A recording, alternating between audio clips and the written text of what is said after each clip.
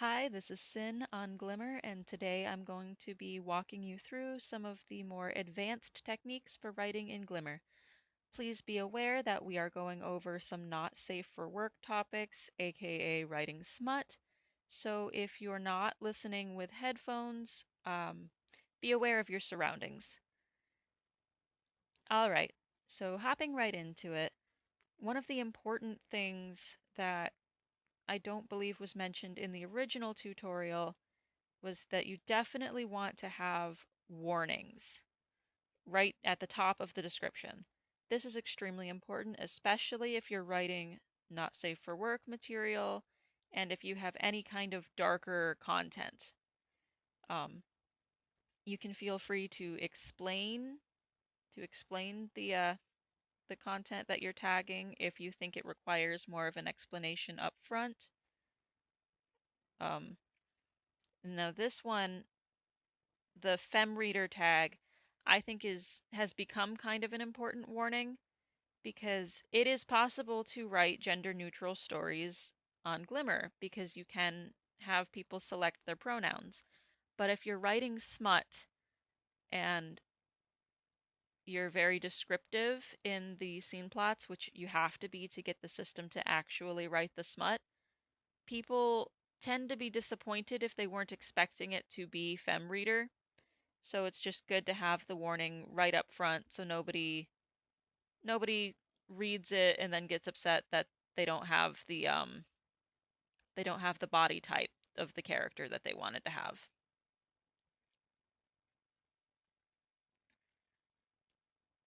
Now this stuff was all gone over in the original tutorial, so I'll skip that. Now this is your cover image. You can't add one until you've already saved the story once before, and you should try to make it square shaped, whatever picture you're using.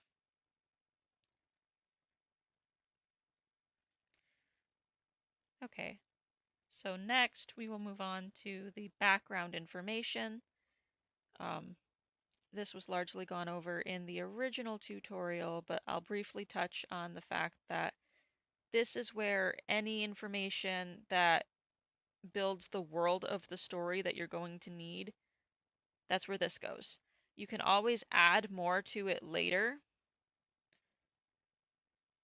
because if you're writing a longer story or if you're writing a story that you didn't intend to be longer, but you're going to add more episodes, you can always add more here.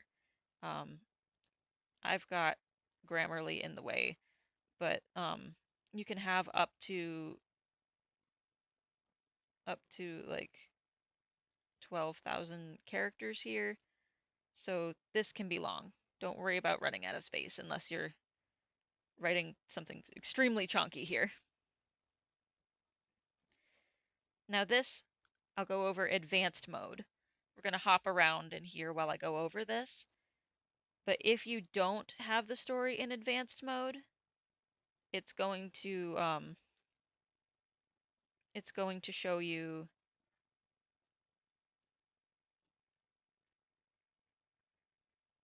Oh, I toggled the wrong thing. Apologies. It's going to show you some. You can add basic questions, and it'll ask them all in the first scene. But I like advanced mode. I'm just going to refresh the page so it doesn't save that because I don't want my story to be accidentally altered. But in advanced mode, which I think is very useful, I've started doing this for all of my recent fics, you have to put the questions in the scene plot yourself. Um, it's a little bit more, it's a slightly more work, but it's very worth it. Um, so as you can see in my first scene, the scene plot, I have prompts to prompt player to input MC's name.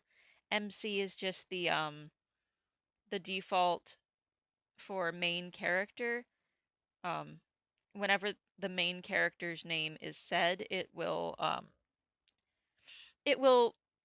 preferably say the name you put in. Occasionally there is like a quirk where characters will straight up say MC, but I have workarounds for that, and we'll go over that later in the walkthrough.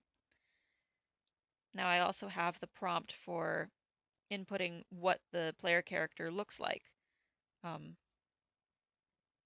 When you do the advanced mode, you can put these wherever you want them in your scene plots, so they actually show up where you want them to. And you can have any number of these, and you can put them throughout any scene. So if you want to learn the player character's favorite color later, you can add something like that. If you have some like deep dark secret that you want the player to be able to make up, then you want something like this. But there is one extra step for when you're doing an advanced customization technique. Because the interface does this automatically for you if you're not using advanced. But if you're using advanced, you need to go to the logbook and make sure to ask these questions. That way the storyteller knows it needs to remember these things, and it will carry things through to the next episode. What I mean by carrying through to the next episode, there's a character in this story who can either die or survive, and whether or not he's still alive is going to dramatically affect the story moving forward. So I have to put that in the logbook so to encourage the AI to better remember that.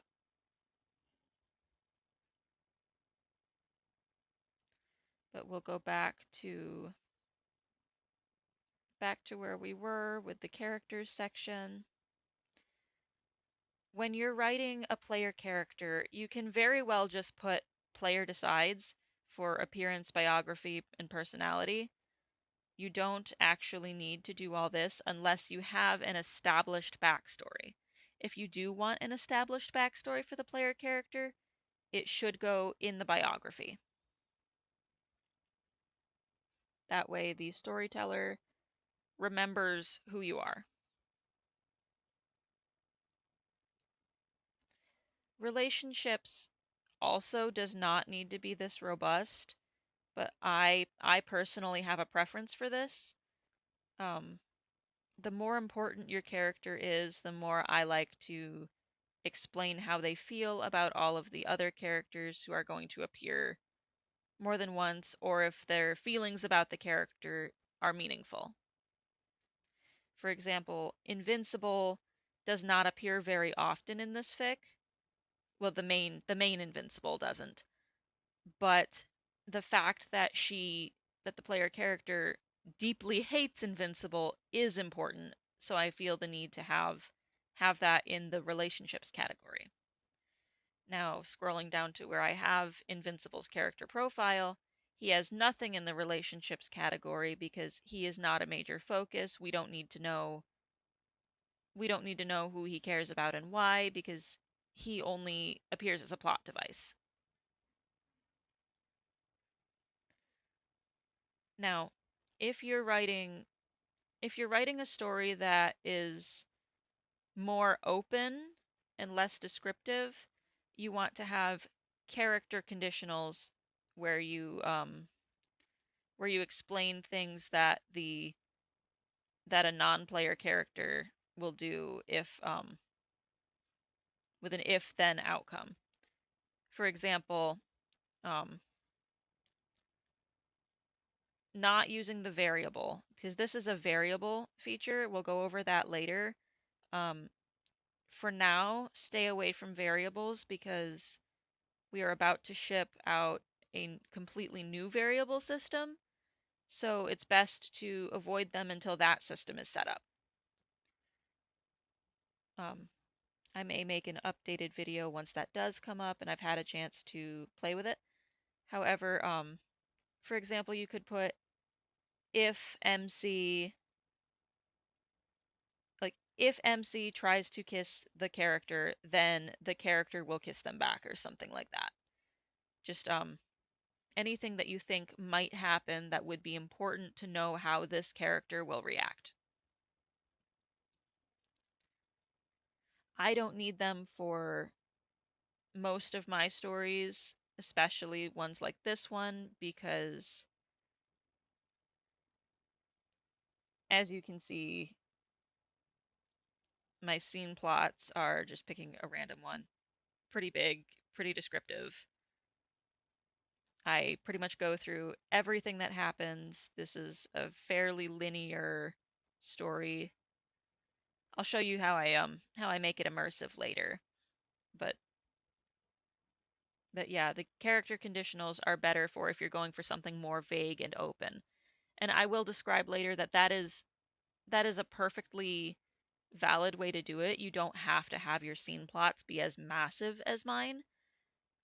We have very successful stories on the platform that use more vague scene plots and just have a bunch of like things like character conditionals or optional scene bits. I'll go over those later.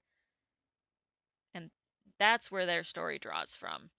That's all a matter of personal taste and what you want to do with your story. How open you want to make it or how closed you want to make it. But now that we've gone over characters, and you can have as many characters as you need to. Not every character that appears in your story needs to have their own character profile. If you're just having somebody walk in for a one-off and they're not that important, you can get away with just describing them in parentheses in the scene plot to explain who they are. But this is for your more important characters. Now this is the advanced section. A lot of writers do not use this at all, but I personally feel that it's very important. And um, if you're writing at an advanced level, you definitely need to have this. Tense and point of view, if you write these in here, the storyteller is very, very good at not messing these up. Whereas if you don't fill this out, it can screw things up. Now, style instructions, those of you who have a ghostwriting background or serial fiction ghostwriting background will recognize this immediately. um, these are instructions that are very popularly given in the romance circles for how a story needs to be written, and this will really help the storyteller actually tell your story. I'm going to go ahead and shut off Grammarly so we don't have that stuff in the way. Um, this section here is where I customize it. Is this, I copy and paste this into every single fic I write, that I write with Glimmer, because it tells you how the tone should be. This I change for every single story because sometimes different things need to be focused on. If I'm writing a story where where there is music playing in the background, or there's a lot of foliage, like say you're on an alien planet and you want a certain atmosphere, um, like very alien flowers and whatnot, you should have that here. If you're writing like a horror romance, like I have written some, you might want to put that, you might want to emphasize to the storyteller here that it shouldn't shy away from gore, and that oftentimes gore and blood are metaphors for love and sex in the story. That way it will carry that through. I always choose more action in the choice style section, but this doesn't actually matter, um, because the auto-generated choices will just kind of be whatever the storyteller thinks makes sense anyway, except for the ones that you hard code in. So this is not important, but I always default it to choices. Now your writing sample is also very important because this gives the storyteller something to adhere to when it comes to actually outputting the story. I use a second person sample of my own writing. That way the storyteller sounds like me.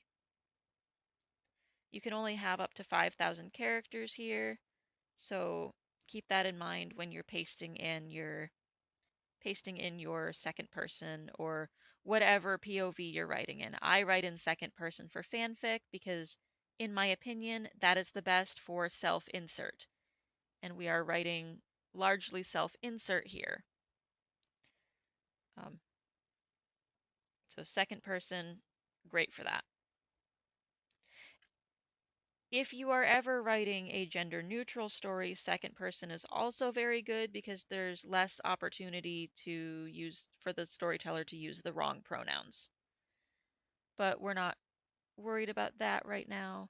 The story directions, these are important directions that you can add as you go along that the storyteller will keep in mind for the entire story, however many episodes you have.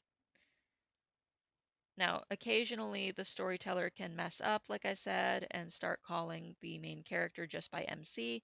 If you copy and paste this into story directions and then all the episode directions, it should prevent that from happening. Now, the variable section, we're going to avoid this for now because this is about to be outdated. The dev team is currently working on creating a brand new variable system that will work a lot better. So for now, just avoid this. I will make an updated video on the new variable system once it drops and I have time to test it. But let's move on into the episodes. Here is the overview.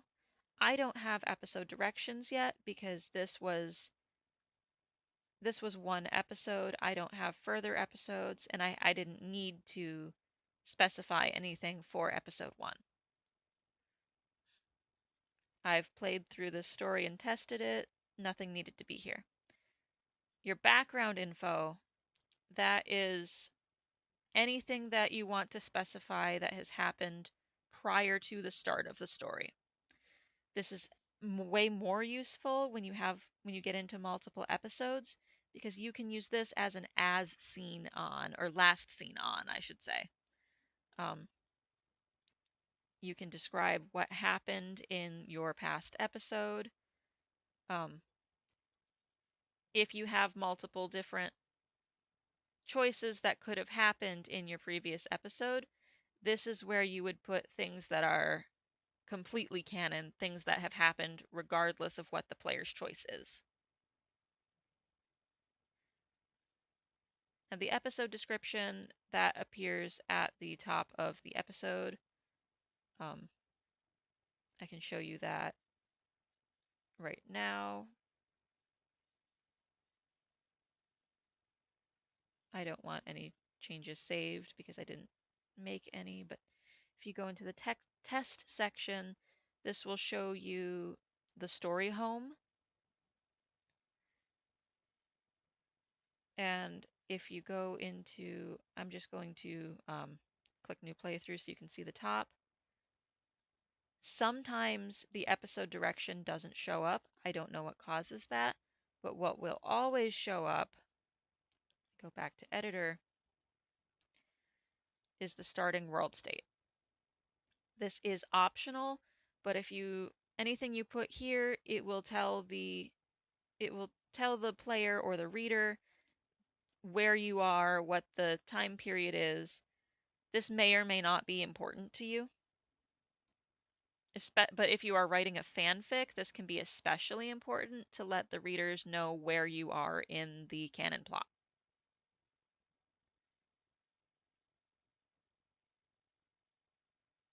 And now we can go over the plot section.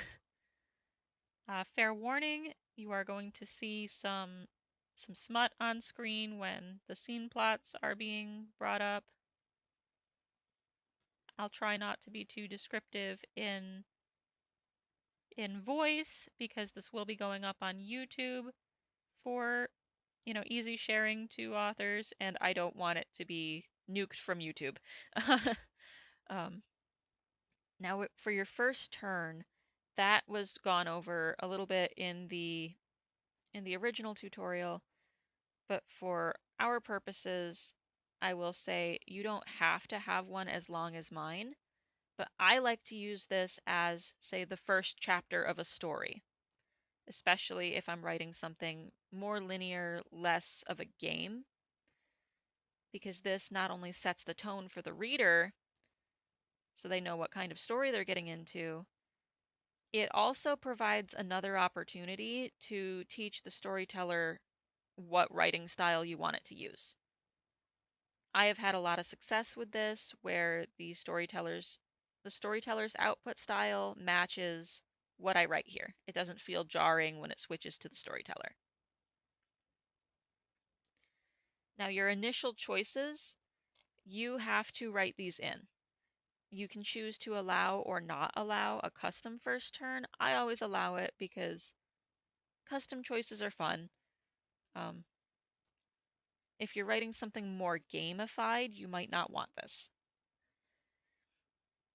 But a key feature for the initial choices, you want them all to lead into what happens at the beginning of scene one.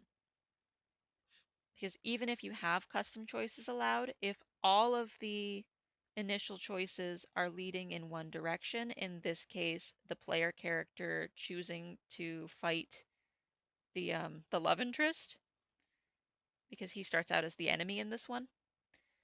Um, all of these allude to starting the fight because the scene opens with an argument that leads into the fight.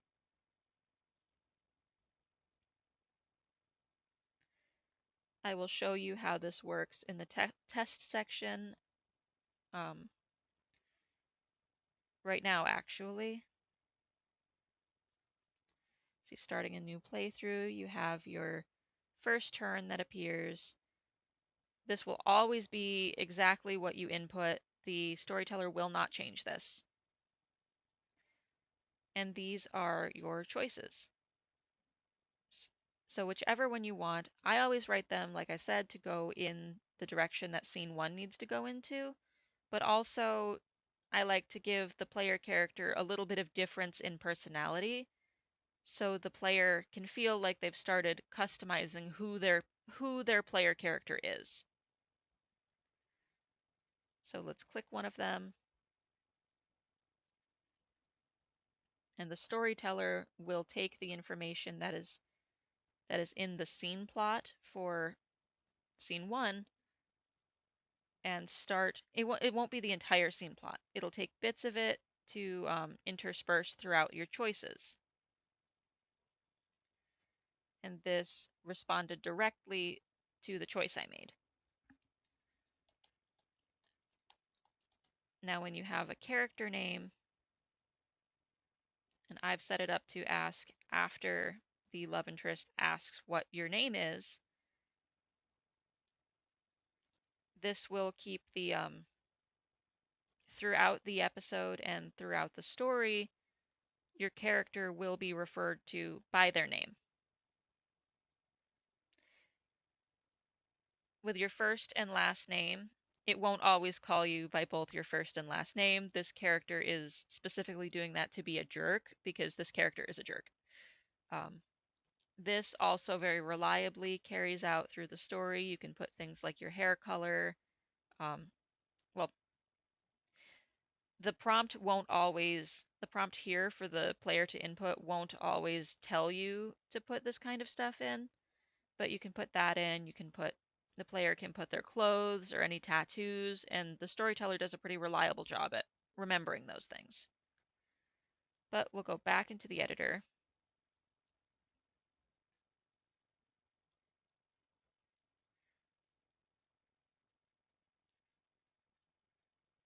And these are your advanced customization options.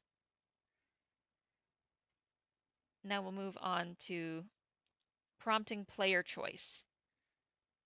Once you're moving through the story, if you've played through any other Glimmer stories, you'll know that you get choices throughout the story.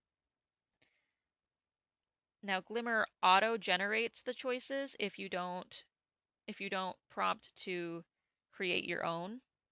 And sometimes it still adds some of the auto-generated ones anyway. However, I like to add these into the scene plots to create variation even in a linear story. As you can see here, there are different options for the player's action. How I make this immersive is see, this is one option because you've got the question being asked here. I like to format them as a question so it presents itself as a choice. For example, if you tell this character to get fucked, he will, I have in parentheses, what happens after your choice.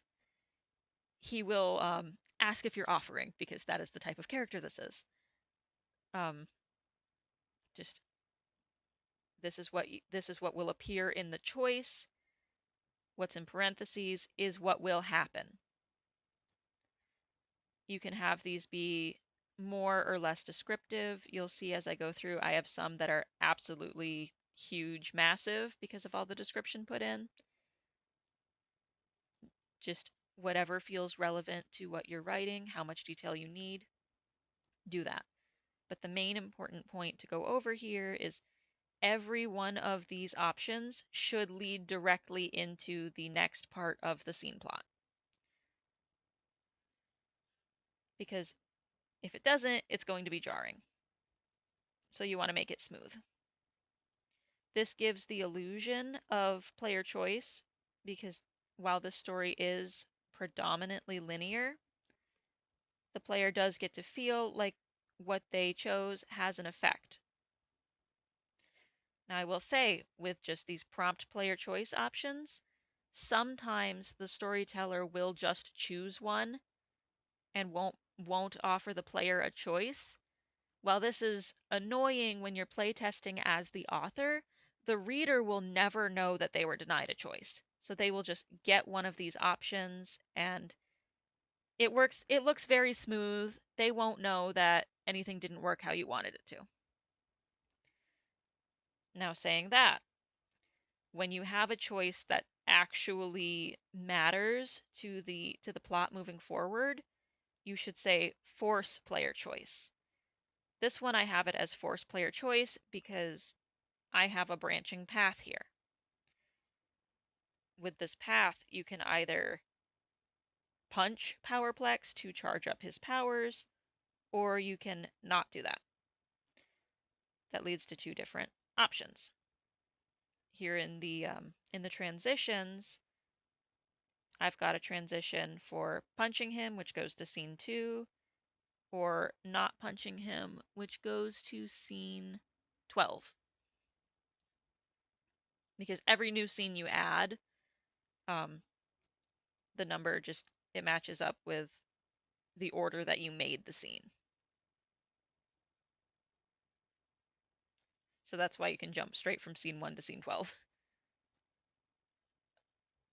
But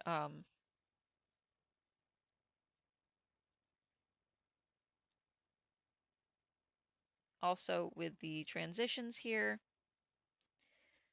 it's always good to have turns elapsed and greater than a number, and then something that ends the scene.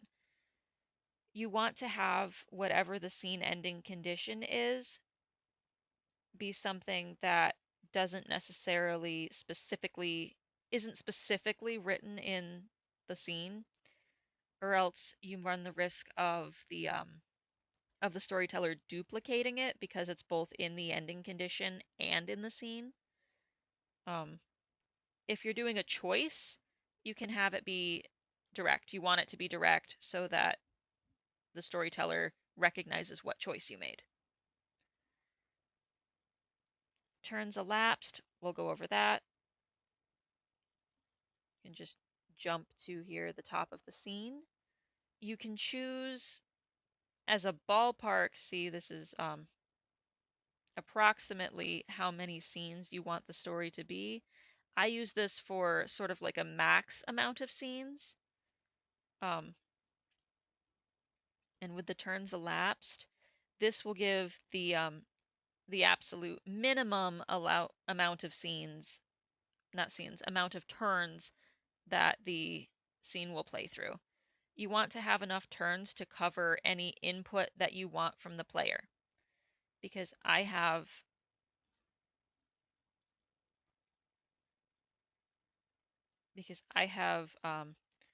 one, two, three, four important player choices.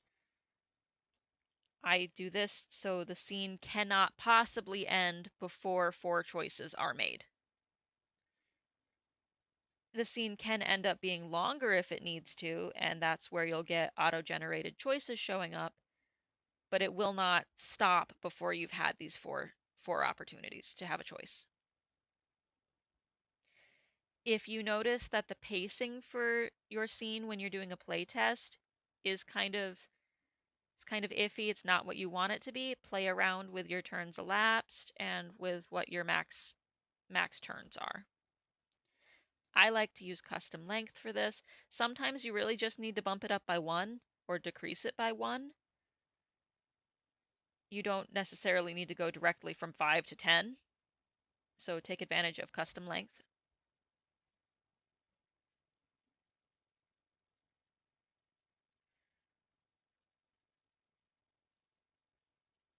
And we will go over scene logbook, because in scene 1 we have here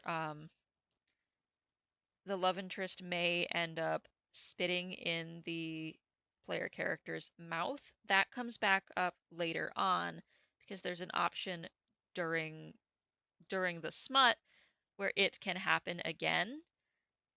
And in there I have an if statement that that checks for if the character has spat in the player character's mouth already or not.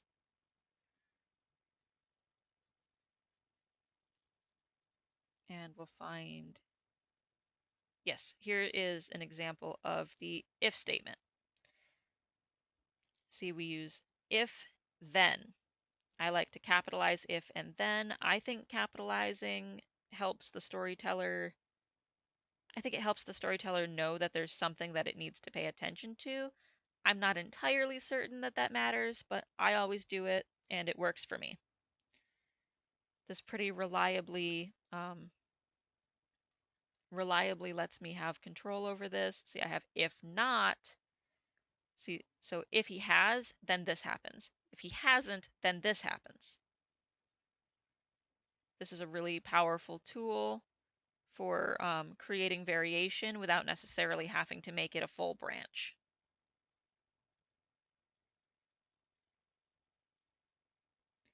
Now, when you do have branching paths, they can come back together. If you do that, you either need to use if statements to differentiate between things that happened, or once the paths stop diverging, avoid mentioning it one way or the other. See, this diverging path, there is an important side character who can either live or die, which will be very important for subsequent episodes. But it's not exactly important for the SMUT. So when the SMUT starts, the branches come back together.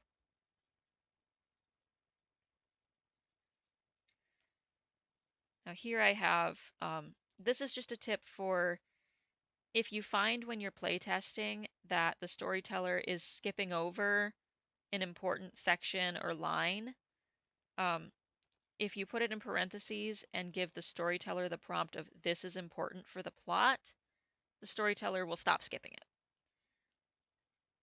Doing a lot of playtesting is kind of important while you're writing, because you never know if the AI is going to get persnickety on you or just start skipping things. And if you do playtesting, you know where you need to fix things. Now, I use very descriptive scene plots, especially during the SMUT scenes, because with Glimmer, with it being, with it having a lot of, and I wouldn't say it's a lot of AI, you really have to have good writing for Glimmer to produce good output. Um, the more descriptive you are, the more it directly takes from you. So if you're writing a lot of description, it still needs to be well written because oftentimes it will use what you said verbatim or turn it into dialogue, which I will go over right now. If you have something that absolutely needs to be said exactly verbatim, you want that in quotes for dialogue. And you want it in its own line because anything that is in the line with dialogue that's in quotes will be absolutely verbatim. Now, how I do dialogue when writing for Glimmer is I won't put anything in quotes. I'll just say he asks you what you're trying here and then have like little believes you have an ulterior motive. Doing it that way allows the storyteller to have some variation with exactly how a character says something. That way, regardless of what the player character's choice is, the storyteller will be able to make it make sense. If you just put all your dialogue in quotes, the characters will say exactly that, and it may or may not make sense with what the player input. Because as you can see, custom choices are an option. And even if you're not using custom choices, if they click the auto-generated choice, you still want it to be fluid enough to be able to answer that properly. And if you are not descriptive with the SMUT, if you are not descriptive, it Glimmer will during the playtesting or while a player is reading the story, it may just say like, "Oh, I'm sorry, I can't write this," or it'll fade it to black, or it'll ask you to do something else, or it'll outright try to skip until the next non-SMUT scene, which is part of why I like to break up the SMUT across multiple scenes because there's no way that Glimmer can just skip to the next scene because the next scene is also SMUT. But if you are descriptive, it won't try to skip the SMUT at all because it has everything to pull from. Glimmer does not store it does not train the model. It does not storing what you write for different purposes.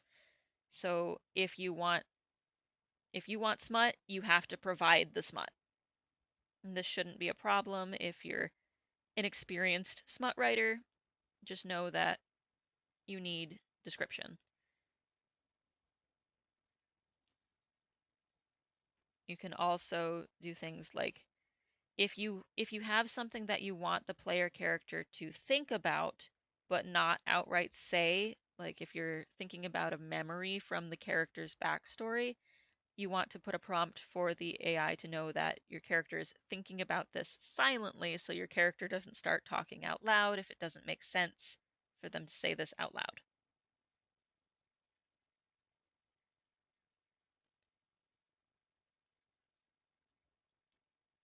And I'm going to show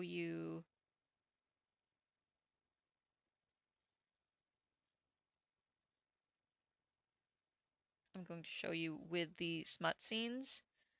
Um, because the smut scenes have to be so descriptive to get Glimmer to write good smut, um, there is very little variation in what the output actually presents.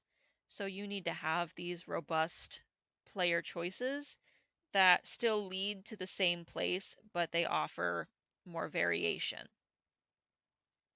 See everything in the parentheses here? That is sort of a variant scene for what might happen. That allows the player or the reader to think that they've made that they've made a choice that like immerses them and affects the story without actually having to make a choice.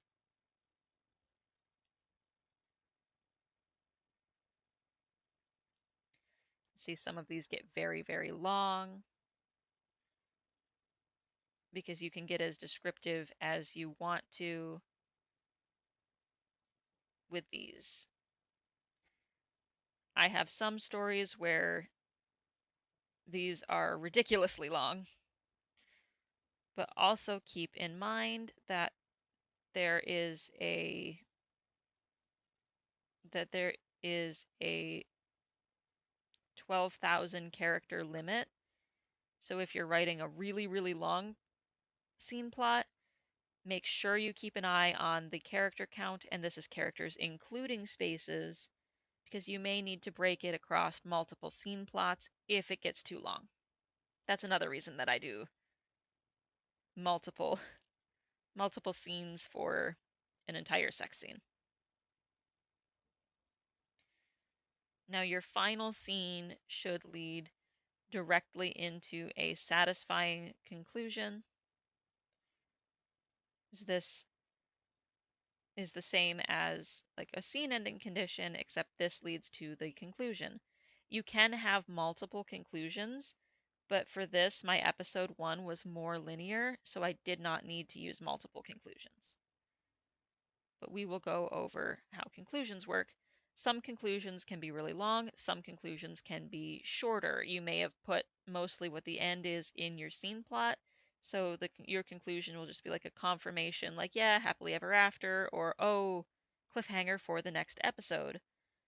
But if you are writing something long and you want it to be well described, you need to give a word count. You need to give an estimate of a word count.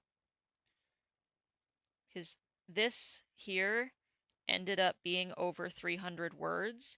If I want to give it room to paraphrase, I need that word count number to be a little higher than what I wrote.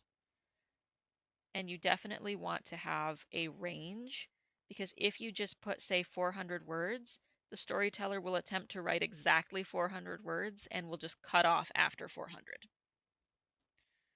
So this gives the storyteller a target. If you are writing a one-shot, you need to have it be a story end. See, when you click to make it a story end, it will say so in the visual editor. The visual editor is super important because if you have branching choices, you can make sure that every scene is going to the right next scene. But I'm going to change this back because this is not going to be a single episode fic. I'm going to be writing more. If you have it as a story end, but then you decide to add a second episode, you need to go back and switch this to episode, or players will not be able to move on to the next episode. You can also pick different types of outcomes. I have this one as neutral because it's not necessarily good or bad. But when you're writing multiple different endings, you can specify if something's a good ending, a bad ending. This doesn't actually have any effect on gameplay. It just signals to the reader what kind of route they're going on. If you have a secret branching route that is harder to get to, you might denote it as special, and see, it'll change it to purple, bad is red, good is green, and neutral is yellow. Once you have all of that taken care of, you'll want to go over the logbook. I already touched on the logbook, but I will say, once you write episode 2, if you realize that there is some kind of choice within episode 1 that you didn't put in the logbook that is very important to remember for episode 2, go back and add it to the logbook here.